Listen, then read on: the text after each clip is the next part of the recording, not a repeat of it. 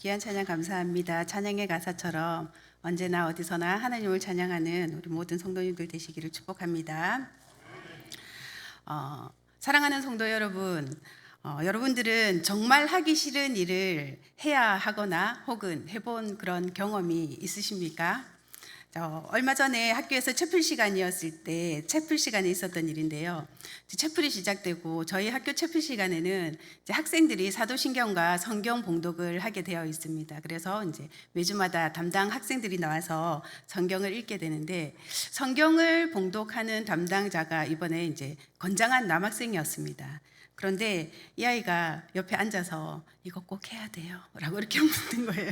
그래서 왜? 라고 물었더니 도저히 떨려서 말을 못 하겠다는 겁니다.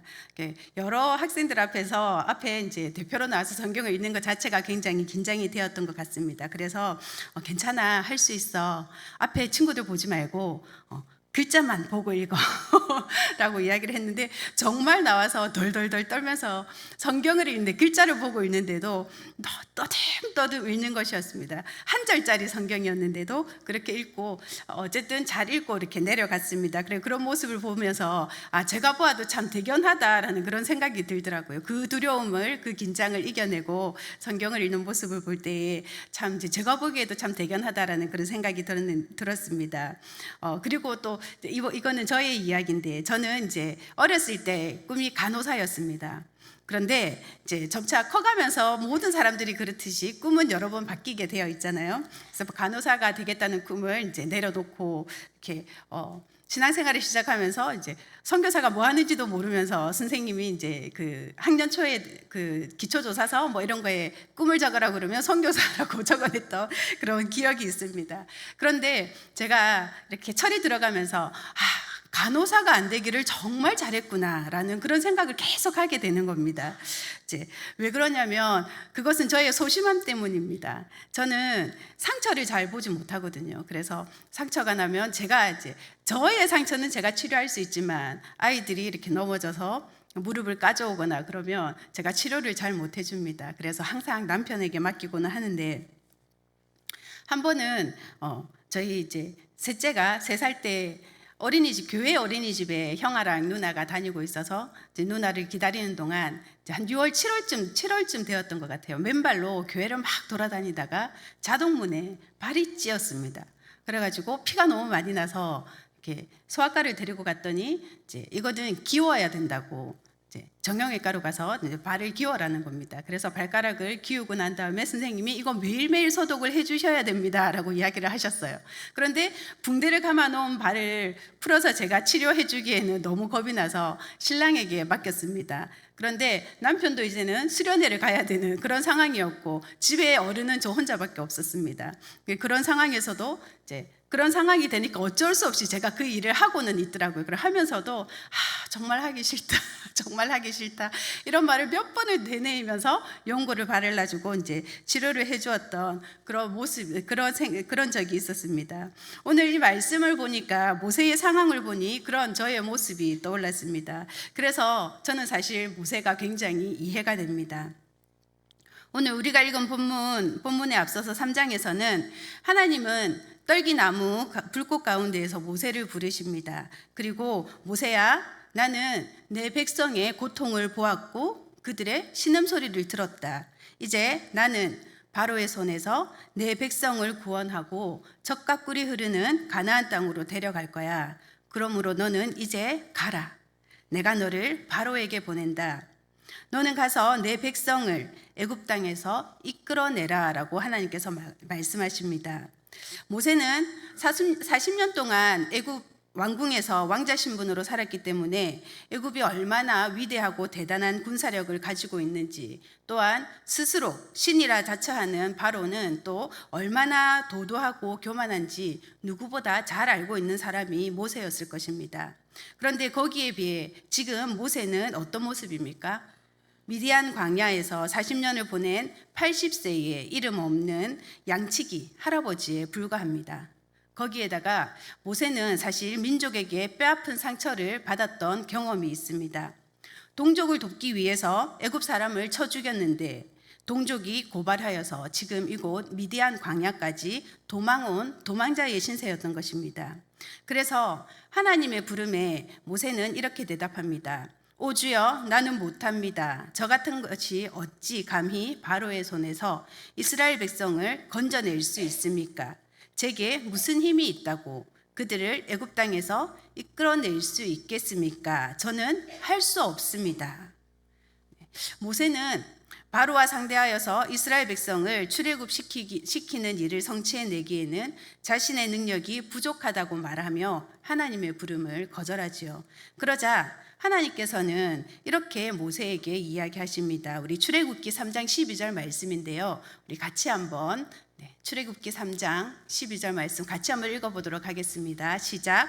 하나님이 이르시되 내가 반드시 너와 함께 있으리라.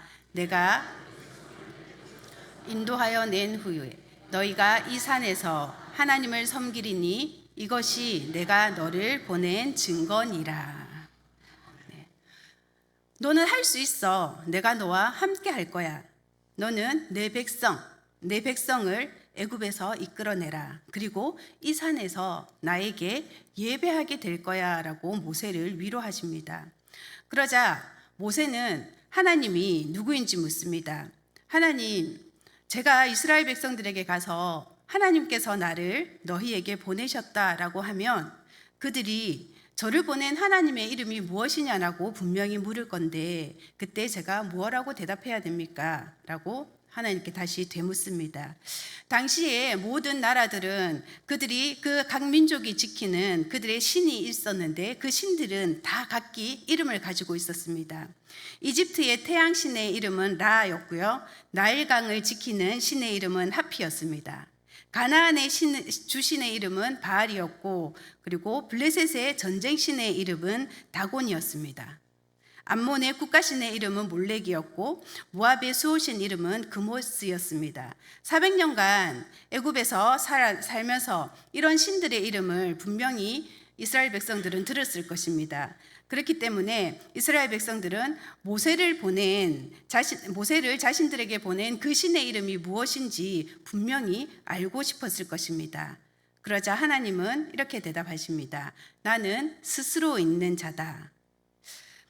다른 신들은 스스로 있지 않고 사람들의 손에 의해 만들어진 우상입니다. 그런데 우리 하나님만이 스스로 계십니다.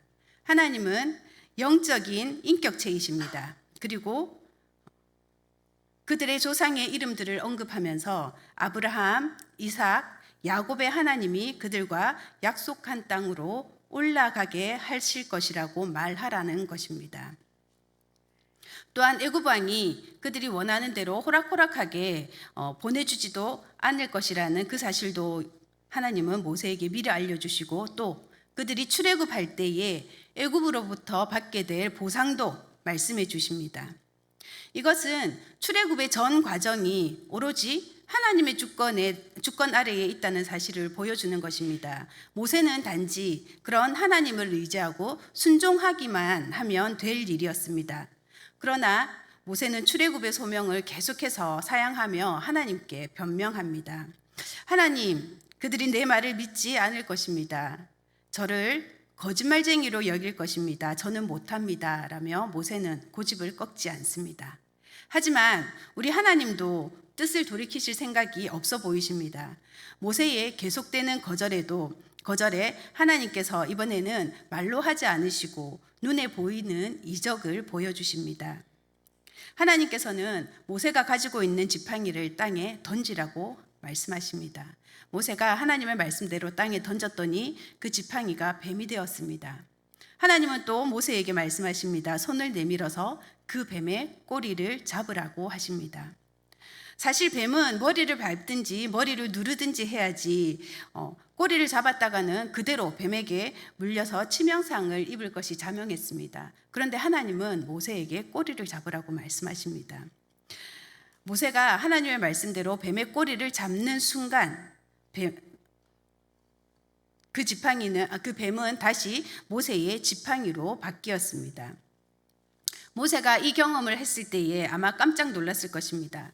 두 눈으로 분명히 목도하고 또 손으로 체험한 생생한 이적이었습니다. 그때 하나님이 다시 출애굽의 사명을 주십니다. 하지만 모세는 여전히 주저합니다. 답답한 모세를 하나님은 이번에도 참아주셨습니다. 그리고 또 다른 이적을 보여주십니다. 모세의 손을 품에 넣었다가 빼니까 손에 나병이 들고 또 나병 든 손을 다시 품에 넣었다가 빼니까 회복되어지는 그런 놀라운 기적을 보여주셨습니다. 이스라엘 백성들이 첫 번째 이적은 받아들이지 않더라도 두 번째 이적은 믿게 될 거다라고 이야기를 하시죠. 그리고 혹시나 두 번째 이적마저도 믿지 않는다면 너는 나일강에 물을 떠서 땅에 쏟아라. 그러면 그 물이 피가 되어서 땅을 적실 것이다 라고 말씀을 해주십니다. 하나님은 모세의 질문에 친절하게 대답해 주셨고 이적들을 보여주시면서 포기하지 않고 모세를 쓰시려고 하시는 것입니다. 상황이 이쯤 되니 모세도 이제 더 이상 피할 도리가 없어 보였던 것 같습니다. 자신에게 나타나신 하나님이 진짜인 것 같고 그리고 또 그분에게는 말하지 못할 신비한 능력도 있다는 것을 알게 되었습니다.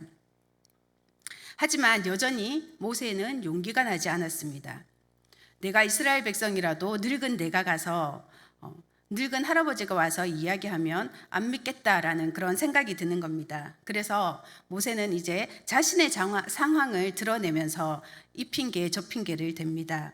출애굽기 4장 10절 함께 오늘 읽었던 말씀인데요. 우리 같이 한번 모세가 어떤 핑계를 대는지 한번 읽어보도록 하겠습니다. 시작. 모세가 여호와께 아뢰되 오 주여 나는 본래 말을 잘하지 못하는 자니이다.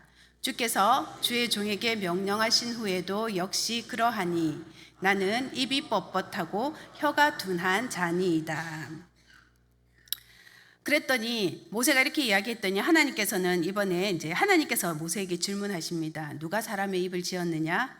누가 말 못하는 자나 못 듣는 자나 눈 밝은 자나 맹인이 되게 하였느냐? 누가 하셨죠? 누가 하셨습니까? 네, 우리 하나님이 하셨습니다. 답은 뻔합니다. 그렇죠? 그러면서 나 여호와가 아니냐. 그러니 걱정하지 말고 가라. 내가 내 입과 함께 할 것이다. 내가 할 말을 가르쳐 주겠노라 라고 이렇게 모세에게 말씀하십니다. 어떤 핑계를 대어도 하나님은 하나님의 사람을 쓰시고자 하는 것이 느껴지십니까? 할 말을 잃은 모세는 더 이상 물러설 곳이 없다는 것을 깨닫게 됩니다. 정말 하기 싫은 일인데 하나님께서 계속 해야 한다고 자기를 코너로 몰아넣는 것 같습니다.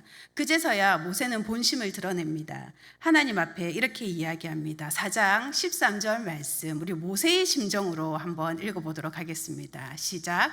모세가 이르되 오 주여 보낼 만한 자를 보내소서. 네, 무슨 말이죠? 하나님 저는 도저히 아닌 것 같습니다. 저 말고 더 능력 있는 사람을 보내십시오 라고 이야기를 하는 겁니다.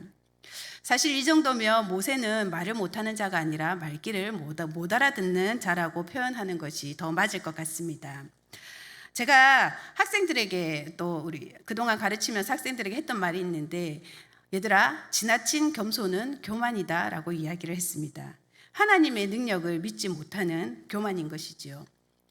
이런 모세의 반응은 오래 참으시는 하나님을 노하게 만드십니다. 그렇지만 끝까지 모세를 포기하지 않으시고 모세가 가장 염려하는 문제를 해결해 주시기 위해 그의 형 아론을 동역자로 세워주십니다. 모세는 결국 하나님의 부르심에 순종하기로 합니다. 아무도 찾아주지 않는 미디안 땅의 평범한 목자 모세, 모두에게 이름조차 잊혀지고 있던 모세를 하나님은 하나님의 때가 되어서 찾아오셨습니다. 하나님의 일을 하시고자 모세를 부르시는 이 말씀을 볼 때 저는 조율이라는 단어가 떠올랐습니다. 세계적인 바이올리니스트 파가니니의 일화 중에 이런 이야기가 있습니다. 파가니니가 공연 직전 누군가가 파가니니의 바이올린을 낡고 값싼 바이올린을 무대 위에 올려놓았다고 합니다. 파가니니가 늘 연습했던 그 바이올린이 아니었습니다. 그럼에도 불구하고 그는 담담하게 그 바이올린을 들고 연주를 시작하는데, 연주를 하는데 툭 하고 바이올린 줄이 하나가 끊어지는 것입니다. 파가니니는 연주를 멈추지 않고 계속해서 이어갔습니다. 그러자 두 번째, 세 번째 줄마저도 끊어졌습니다. 바이올린은 이제 단 한 줄밖에 남지 않았습니다. 파가니니는 다시 이 바이올린을 조율하고 연주를 시작했습니다. 그리고 단 한 줄의 바이올린으로 완벽하게 연주를 끝냈다라는 이야기가 있습니다. 악기 상태가 최악이라고 할지라도 연주자의 손길에 맞추어서 조율이 되어 있다면 불가능한 것이 없다는 것을 보여주는 것입니다. 하나님은 모세를 조율하신 것입니다. 여러분, 모세 하면 위대한 지도자, 그리고 민수기에서는 모세는 온유함이 지면의 모든 사람보다 더하더라 라고 칭찬하고 있습니다. 온유의 뜻이 길들여지다라는 뜻인데, 길들여지지 않은 야생마는 대단히 거칠고 사납습니다. 그러나 조련사에 의해 길들여진 야생마는 거친 품성은 그대로 지니고 있지만 그 품성을 더 이상 자신이 아니라 주인을 위해 사용한다고 합니다. 그래서 조련된 야생마는 주인이 뛰어라고 하면 화살이 빗발치는 적진 속으로도 뛰어 들어가고, 주인이 멈추라고 하면 즉각 멈춘다고 합니다. 모세를 하나님께서 쓰시려고 모세를 하나님께서 쓰시려고 할 때 처음에 모세는 못하겠다고 몸부림치고 주리를 틀면서 날뛰는 야생마와 같은 모습입니다. 우리가 알고 있는 모세의 노후의 모습과는 전혀 다릅니다. 신명기 34장에 보면 모압 땅에서 가나안 땅을 바라보며 이제 요단강만 건너가면 꿈에도 그리던 하나님께서 약속하신 땅인데, 하나님께서 모세에게 이렇게 말씀하시죠. 모세야, 잘했어. 이제 네가 할 일은 여기까지야. 너는 저 땅을 밟지 못해 라고 말씀하시는 겁니다. 그렇게 40년 광야 생활에서 고생하며 이스라엘 백성들의 원망까지 들으면서 인도해 왔는데, 이 말을 들었을 때에 모세의 마음이 어떠했을까요? 여러분이 모세였다면 어떠했을 것 같습니까? 아마 저는 하나님 앞에 이렇게 때라도 썼을 것 같습니다. 하나님, 제가 저 땅에 들어가서 천년만년 살지 않아도 좋습니다. 하나님이 약속하신 저 땅, 꼬린선만 넘게 해 주십시오. 하나님, 이들과 함께 저 땅에 들어가는 기쁨만 느끼게 해 주십시오라고 하나님 앞에 아마 이렇게 기도했을 것 같습니다. 모세가 가나안 땅을 바라보면서 죽을 때에 병들어 기력이 쇠하여서 죽은 것이 아니었습니다. 성경은 분명히 이야기합니다. 모세가 죽을 때에 눈이 쇠하지 않고 기력이 쇠하지 않았다고 기록하고 있었습니다. 나이는 많았지만 아주 건강한 사람이었습니다. 충분히 가나안 땅까지 들어갈 수 있는 그런 몸이었을 것 같습니다. 그런데 하나님께서 넌 여기까지야 라고 말씀하시니 그의 평생의 소원을 내려놓은 것입니다. 너무나 순종적인 모습이지 않습니까? 그런데 이런 모세의 모습은 사실 저는 이해가 안 갑니다. 오히려 하나님 앞에 떼쓰며 오 주여, 저는 못합니다. 저 말고 보낼 만한 사람을 보내십시오 하는 모세의 모습이 사실은 더 이해가 갑니다. 왜냐하면 제가 늘 그렇게 살아가고 있는 것 같기 때문입니다. 하나님을 사랑한다고 하지만 내 생각과 내 범주를 뛰어넘는 하나님의 말씀이 들려질 때 이 핑계, 저 핑계를 대는 모습이 꼭 저의 모습처럼 보여지기 때문입니다. 모세와 같이 위대한 인물도 비겁하고 소심하고 겁 많고 또 잔머리 굴리는 그런 사람이었다는 것이 사실 큰 위로가 되지 않습니까? 그것이 우리의 모습이거든요. 우리는 너무 쉽게 하나님 앞에 무너지고 못하겠다고 할 때가 많습니다. 그럴 때 모세와 하나님과의 대화를 깊이 묵상하면 위로가 됩니다. 모세의 거듭된 핑계와 회피에 대한 하나님의 반응 때문입니다. 중심을 보시는 하나님께서 모세가 핑계된다는 것을 모르셨을까요? 나는 죽어도 못하겠다 하며 이 핑계 저 핑계를 대고 있는 모세를 하나님은 알고 계셨습니다. 이래서 못 갑니다. 저래서 못 갑니다 하는 모세 앞에서 계속해서 모세의 말을 들어주시고 또 차분히 타이르시면서 모세를 조율해 가시는 하나님의 넉넉한 품을 보게 됩니다. 많은 사람들이 하나님을 잘 모르고 있습니다. 많은 사람들이 하나님을 엄격하고 냉엄한 분, 철저한 분으로 생각하고 있습니다. 그래서 요즘 아이들 말로 얄짤없는 하나님으로 생각하는 사람들이 많다라는 것이죠. 마태복음 25장에 달란트 비유가 기록되어 있는데요. 어떤 사람이 타국으로 가면서 종들을 불러서 그들의 재능대로 5달란트, 2달란트, 1달란트를 주고 떠났습니다. 그리고 오랜 후에 돌아왔을 때에 종들이 5달란트, 2달란트 받았던 종들은 배를 남겨서 주인에게 돌려주었고 1달란트를 받은 종은 주인에게 1달란트를 돌려주며 이렇게 이야기합니다. 우리 마태복음 25장 24절 25절 말씀을 같이 한번 읽어보도록 하겠습니다. 자, 시작.